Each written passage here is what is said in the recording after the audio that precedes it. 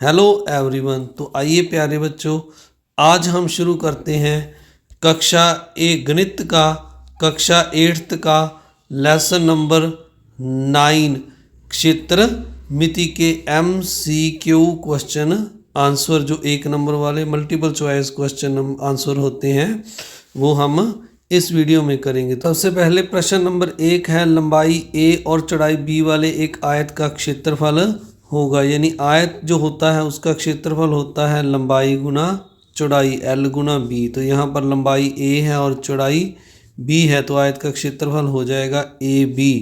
तो अब अगला सेकंड क्वेश्चन है, हमने इस आकृति का 2 नंबर क्वेश्चन है, आकृति B का क्षेत्रफल ज्ञात कीजिए। तो हमने इस आकृति का क्षेत्रफल ज्ञात करना है। लंबाई 3 है और चौड़ाई 2 है, तो ये एक आयत है। तो जैसे हमने अभी बात की, तो आयत का क्षेत्रफल होता है लंबाई गुना चौड़ाई। तो 2 गुना 3 गुना 2 6 वर्ग सेंटीमीटर, यानी ए ऑप्शन इसका उत्तर आएगा। इसके बाद अगला क्वेश्चन देखते हैं।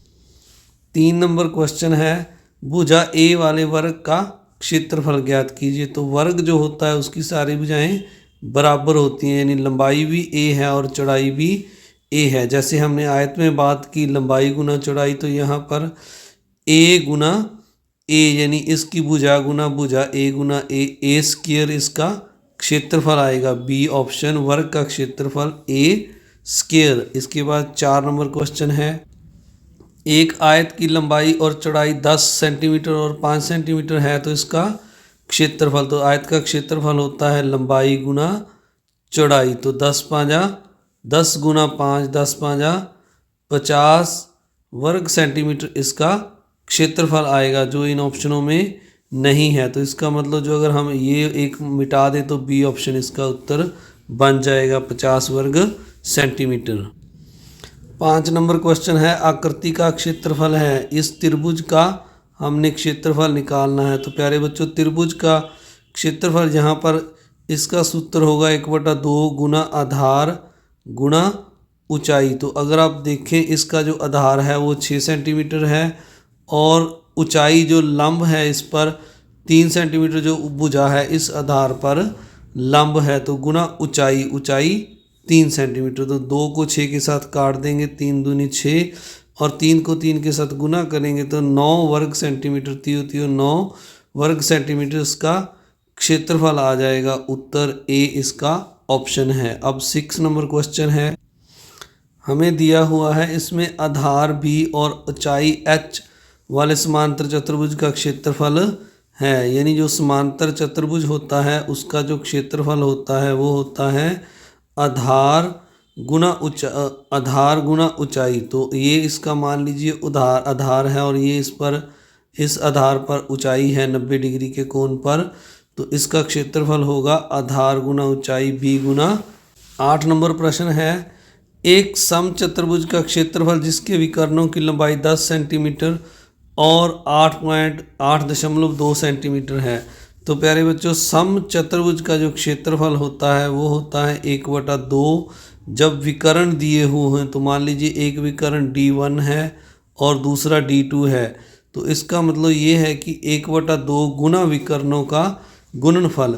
यानी हम यहाँ पर जो है ये विकर्ण जो हमें दिए हुए हैं दोनों, 10 दिया हुआ है एक और दूसरा दिया हुआ है 8.2, तो हम लिख लेंगे यहाँ पर 2 के साथ 10 को काटेंगे तो 5 आ जाएगा और 5 को 8.2 के साथ गुना करेंगे तो 5 दूनी 10, 8 5 40 और 41, तो ये हमारा 41 आ जाएगा, 41 वर्ग सेंटीमीटर। ए इसका उत्तर आ जाएगा। अब इसके बाद नेक्स्ट है, समलम का क्षेत्रफल है। तो ये हमें एक समलम दिया हुआ है, तो समलम का क्षेत्रफल होता है प्यारे बच्चों 1/2 गुना ऊंचाई गुना समांतर भुजाओं का योग। यानी ये ए हमारी 4 है यहाँ पर और B 2, ये दोनों क्या हैं, समांतर भुजाएं हैं और ये ऊंचाई है 3 सेंटीमीटर।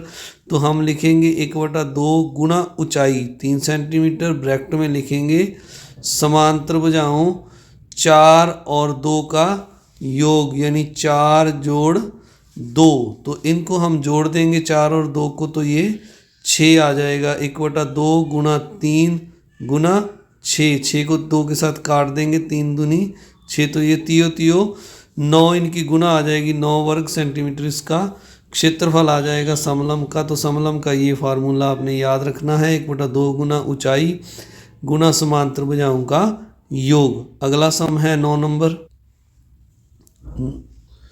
लंबाई L, चौड़ाई B और ऊंचाई H वाले घनाभ का पृष्ठीय क्षेत्रफल ज्ञात कीजिए। तो हमने 9 नंबर में ये फार्मूला बताना है। अगर लंबाई L, चौड़ाई B और ऊंचाई H हो तो घनाभ का क्षेत्रफल क्या होता है। तो घनाभ का क्षेत्रफल C इसका ऑप्शन है, उत्तर सही है। 2 गुना ब्रैकेट में लंबाई गुना चौड़ाई, फिर चौड़ाई गुना ऊंचाई, फिर प्लस ऊंचाई गुना लंबाई। तो ये प्यारे बच्चों आप इस तरह से याद कर सकते हैं। ए जो है हमारे पास सबसे पहले L होता है लंबाई, चौड़ाई B और H ऊंचाई। तो आप इसको इस तरह से लिखें, पहले LB, फिर BH सेकंड नंबर पे प्लस, फिर प्लस HL या LH। तो इन तीनों को प्लस करके हमने 2 के साथ गुना कर देना है। तो ये घनाभ का पृष्ठीय क्षेत्रफल आ जाता है। इस तरह अगर हमें घन का क्षेत्रफल पूछा हो 10 नंबर में, जैसे किनारे A वाले घन का पृष्ठीय क्षेत्रफल, तो सारी साइडें इसकी A होंगी। तो अगर एक साइड का हम क्षेत्रफल देखें तो भुजा गुना भुजा यानी A का स्क्वायर हो जाएगा, एक जो वर्ग बनेगा उसका क्षेत्रफल A स्क्वायर हो जाएगा। 6 साइडें हैं तो 6 के साथ हम गुना कर देंगे, तो 6A स्क्वायर B ऑप्शन इसका उत्तर आएगा। 11 नंबर सामने दिया हुआ है हमें, एक समचतुर्भुज का क्षेत्रफल 240 वर्ग सेंटीमीटर है और इसका एक विकर्ण 16 सेंटीमीटर है, दूसरा विकर्ण ज्ञात कीजिए। तो प्यारे बच्चों हमें पता है जो समचतुर्भुज का क्षेत्रफल होता है वो दोनों विकर्णों का गुणनफल होता है, यानी एक पहला विकर्ण हम दूसरे को D2 लिख लेते हैं, तो इसका क्षेत्रफल है जो 240 के बराबर है। तो अब हम जो 16 है इसको दूसरी साइड में ले जाकर डिवाइड कर देंगे 240 के साथ। तो प्यारे बच्चों यहाँ पर इसका जो फार्मूला है मैं दोबारा बता दूं, तो 1/2 गुना विकर्णों का गुणनफल होता है।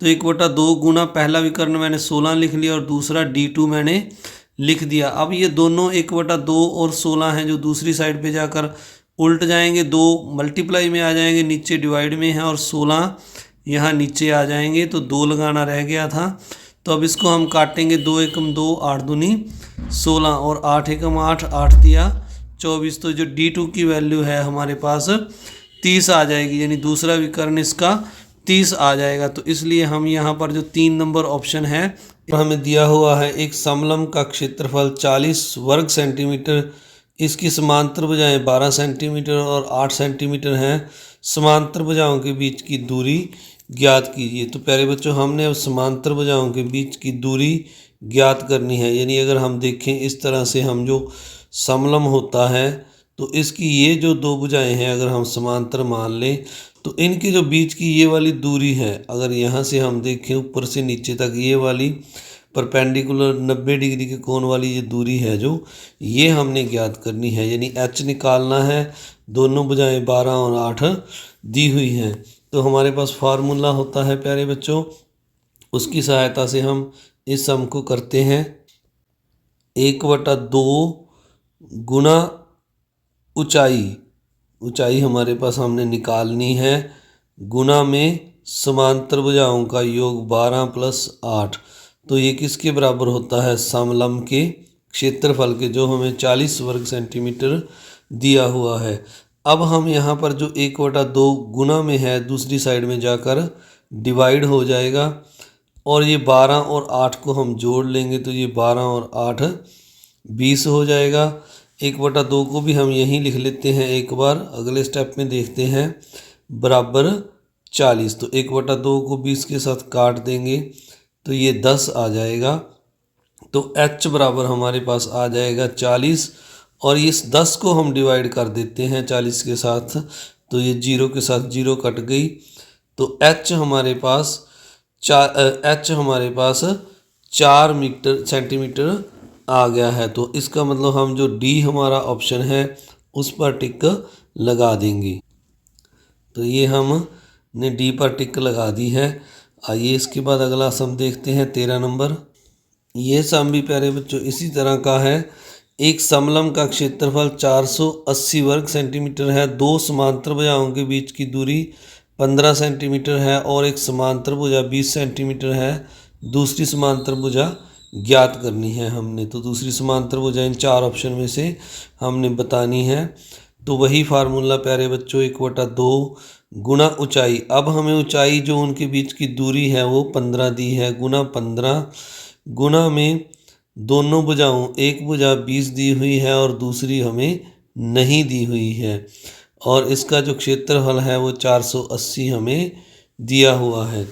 तो हमने लिख लिया 1/2 गुना 15 गुना दोनों भुजाओं का जोड़ 20 + 20 बराबर 480। अब हम 1/2 और 15 को दूसरी साइड में ले जाएंगे तो ये उल्ट जाएंगे, दूसरी साइड में जाकर यहाँ आ जाएगा 20 + 20 बराबर 480। और अब दो डिवाइड में है तो ये गुना में चले जाएंगे और 15 गुना में ऊपर है तो नीचे आ जाएंगे। 15 और 480 को हम काट देंगे तो ये 15 एकम 15 और 15 दूनी 30, 15 तिया 45 और 3 बच गए, 30 बन गए तो 15 दूनी 30, तो ये 32 आ जाएगा। मैं यहाँ पर दोबारा से लिख देता हूँ 20 + 20 बराबर 32 गुना 2 आ जाएगा। तो इनको गुना करेंगे तो ये हमारे पास 64 आ जाएगा। 32 दूना 64 और जो 20 जो इस साइड पे हैं वो दूसरी साइड पे जाके माइनस हो जाएंगे। तो b की वैल्यू हमारे पास जो है वो 44 आ जाएगी, यानी 44 आ जाएगी। तो इसका जो सी ऑप्शन है वो उत्तर हमारा सही उत्तर है। सी ऊपर हम टिक लगा देंगे। तो आइए अब नेक्स्ट सम देखते हैं। 34 नंबर सम में हमें दिया हुआ है समलंब का क्षेत्रफल। तो जैसे हमने पहले समलंब का क्षेत्रफल निकाला था, इसकी जो शेप है थोड़ी दूसरी तरह से दी है। ये इसकी समांतर भुजाएं हैं दोनों, तो 3 और 1 का योग करेंगे हम। सूत्र लगाते हैं 1/2 गुना h। तो h जो इनके बीच की दूरी है वो 3 है, गुना में दोनों समांतर भुजाओं 3 और 1 का जोड़ मैंने लिख दिया है। तो अब इसको हम सॉल्व करेंगे तो 1/2 गुना 3 और 3 और 1 को जोड़ देंगे तो ये 4 हो जाएगा। 2 के साथ काटेंगे तो 2 एकम 2, 2 दूनी 4, 3 और 2 शेष बच गया है। इनको हम गुना कर लेंगे तो ये 3 दूनी 6 सेंटीमीटर वर्ग सेंटीमीटर जो है हमारा आयत का समलंब का क्षेत्रफल आ जाएगा 6। तो 6 वाला जो ऑप्शन है इसमें यहाँ पर ए ऑप्शन है, तो ए पर आपने टिक लगा देना है। आइए अब इसके बाद नेक्स्ट सम देखते हैं। पर हमें इस 14 नंबर सम में दिया हुआ है आधार, त्रिज्या r और ऊंचाई h वाले एक बेलन का कुल पृष्ठीय क्षेत्रफल होगा। तो बेलन का जो कुल पृष्ठीय क्षेत्रफल है वो प्यारे बच्चों होता है 2πr ब्रैकेट में r + h। तो इसका जो ए ऑप्शन है वो सही उत्तर होगा। तो बेलन इस तरह से होता है, आप देख लीजिए दोबारा से एक बार। तो इसमें ये h होती है और ये इसकी त्रिज्या r होती है। तो इसका ये फार्मूला है 2πr ब्रैकेट में r + h। अब इस तरह का एक अगला सम है। हमने इसमें इसका बेलन का एक लंबवृत्तीय बेलन की आधार की त्रिज्या और ऊंचाई 5 सेंटीमीटर और 10 सेंटीमीटर है, इसकी कुल सतह का क्षेत्रफल। तो हमने इसकी सतह का कुल क्षेत्रफल निकालना है। तो जैसे पीछे हमने फार्मूला लिखा था जो 2πr ब्रैकेट में r + h। तो यहाँ पर हम वैल्यू भरेंगे 2 गुना पाई, ऐसे ही रखना है एक बार आपने। r हमें जो है त्रिज्या इसकी 5 दी हुई है, यहाँ पर 5 और 5 फिर लिखेंगे r की वैल्यू प्लस h की वैल्यू, ऊंचाई हमें 10 दी है तो r + h 5 + 10। अब इन दोनों को गुना करेंगे, 5 दूनी 10 पाई गुना में ये 15 हो जाएगा जोड़कर ब्रैकेट वाला। 15 और 10 की गुना करेंगे तो ये 150 पाई वर्ग सेंटीमीटर, यानी ए जो ऑप्शन है इसका उत्तर आ जाएगा। देखते हैं 16 नंबर। यहाँ पर हमें दिया हुआ है एक लंबवृत्तीय बेलन की आधार, त्रिज्या और ऊंचाई क्रमशः 14 सेंटीमीटर और 5 सेंटीमीटर है। इसकी घुमावदार सतह का क्षेत्रफल हमने ज्ञात करना है। तो प्यारे बच्चों, घुमावदार का मतलब वक्र पृष्ठीय क्षेत्रफल हमने निकालना है, जिसका सूत्र होता है 2πr/h। तो ये वक्र पृष्ठीय क्षेत्रफल का सूत्र है। इसमें अगर हम वैल्यू भरेंगे 2 गुना पाई की वैल्यू हम 22/7 लगा लेंगे। अगर ना दी हो तो आप 22/7 लगा सकते हैं। आर हमें 14 सेंटीमीटर दी है और ऊंचाई हमें 5 दी है। अब 7 और 14 को हम काट देंगे। 7 एकम 7, 7 दूनी 14। तो 2 की 22 के साथ गुना करेंगे तो 22 के साथ आ जाएगा, 22 दूना 44, और 44 को 2 के साथ करेंगे तो 44 दूना 88 आ जाएगा, और 88 की हम 5 के साथ गुना करेंगे तो ये 440 वर्ग सेंटीमीटर इसका उत्तर आ जाएगा। यानी जो ऑप्शन हमारा बी है 440 वर्ग सेंटीमीटर, ये हमारा उत्तर आ जाएगा। अब 17 नंबर सम है, एक बेलन की ऊंचाई जिसकी त्रिज्या 7 सेंटीमीटर और कुल सतह का क्षेत्रफल 968 वर्ग सेंटीमीटर है। तो हमने यहाँ पर जो बेलन की हमें ऊंचाई दी हुई है वो 7 निकालनी है हमने ऊंचाई h, और हमें जो त्रिज्या है वो 7 सेंटीमीटर दी हुई है, और कुल क्षेत्रफल दिया है। तो हम जो कुल सतह का क्षेत्रफल का फार्मूला लगाते हैं 2π, यानी पाई की वैल्यू हम 22/7 लिख लेते हैं, गुना r, ब्रैकेट में r प्लस h, यानी 7 प्लस h हम लिख देंगे। तो r की वैल्यू यहाँ प्यारे बच्चों मैंने r लिख दिया, सॉरी गलती से 7 लगाना है। तो 7, अब हम 7 को 7 के साथ काट देंगे, और जो ये बच गया 22 को 2 के साथ गुना कर लेंगे तो 22 दूना 44 आ जाएगा, और ब्रैकेट में 7 प्लस h है। तो अब हमें कुल क्षेत्रफल जो दिया है वो 968 वर्ग सेंटीमीटर दिया हुआ है। तो अब हम जो 44 है इसको दूसरी साइड में ले जाकर डिवाइड कर देंगे 68 के साथ, 968 के साथ। तो इस साइड में हमारे पास 7 प्लस h बच जाएगा। तो अब इनको हम काट देंगे, 44 को काटेंगे तो ये 22 आ जाएगा, और 968 को अगर हम काटेंगे तो ये हमारे पास आ जाएगा 4 दूनी 8 और 8 दूनी 16 और 4, यानी 484 आ जाएगा। फिर 22 के टेबल पर काट देते हैं, 22 एकम 22, 22 दूना 44 और 4 बच जाएगा 2 लगा के, फिर 22 दूना 44, यानी 7 प्लस h बराबर हमारे पास 22 आ जाएगा। अब 7 को अगर हम दूसरी साइड में ले जाकर h 22 में से माइनस करेंगे तो 22 माइनस 7, यानी h की वैल्यू हमारे पास 15 आ जाएगी। तो इसका जो ऑप्शन ए है वो सही उत्तर आ जाएगा। एक बार फिर से देख लीजिए।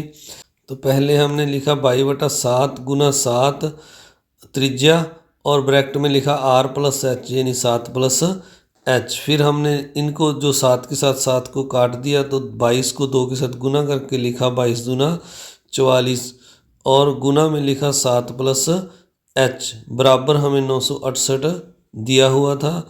तो अब हमने 44 को दूसरी साइड में ले जाकर इस क्षेत्रफल के साथ डिवाइड कर दिया। तो जब हम इनको काटेंगे तो ये हमारे पास 22 आ जाता है, और इस साइड में जो 7 प्लस h है इसमें से 7 हम दूसरी साइड में ले जाकर माइनस कर देंगे 22 में से, तो हमारे पास h की वैल्यू 15 आ जाती है। इसलिए ए ऑप्शन पर आपने टिक लगाना है। आप सभी का इस वीडियो को देखने के लिए बहुत बहुत धन्यवाद। अगर आप चैनल पर नए हैं तो अपने चैनल को सब्सक्राइब करना है, वीडियो को लाइक करना है और शेयर करना है। इस वीडियो के सेकंड पार्ट में हम क्षेत्रमिति के ही आपके जो सेकंड पार्ट में आयतन के MCQ हैं उन पर चर्चा करेंगे। जो आयतन के अब MCQ रह गए हैं हमारे, उनको हम अगले पार्ट में करेंगे। Thank you very much.